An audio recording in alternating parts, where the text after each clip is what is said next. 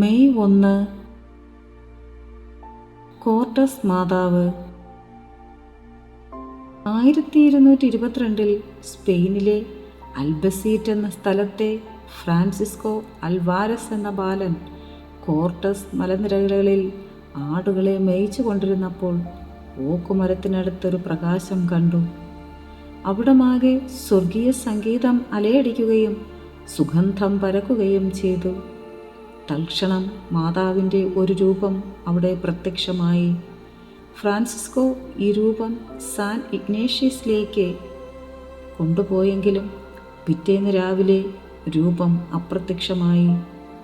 ഓക്കുമരത്തിനടുത്തെത്തിയ Francisco പ്രകാശപൂർണമായ ഒരു മേഘത്തിൻ്റെ മധ്യത്തിൽ പരിശുദ്ധ അമ്മയെ ദർശിച്ചു.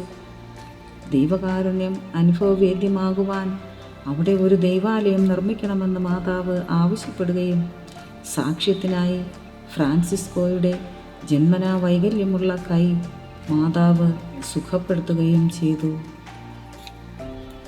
അമ്മേ മാതാവേ, ഞങ്ങളുടെ ദുഃഖങ്ങളിലും ദുരിതങ്ങളിലും ഞങ്ങളോടൊപ്പം കണ്ണീരണിയുകയും വിലപിക്കുകയും ചെയ്യുന്ന പരിശുദ്ധ അമ്മേ, അമ്മയുടെ തൃപ്പാദത്തിങ്കൽ ഞങ്ങളുടെ എല്ലാ പ്രയാസങ്ങളും ദുഃഖങ്ങളും സമർപ്പിച്ച് പ്രാർത്ഥിക്കുന്നു. ഞങ്ങളെ എല്ലാവരെയും അനുഗ്രഹിക്കണമേ. Ave Maria.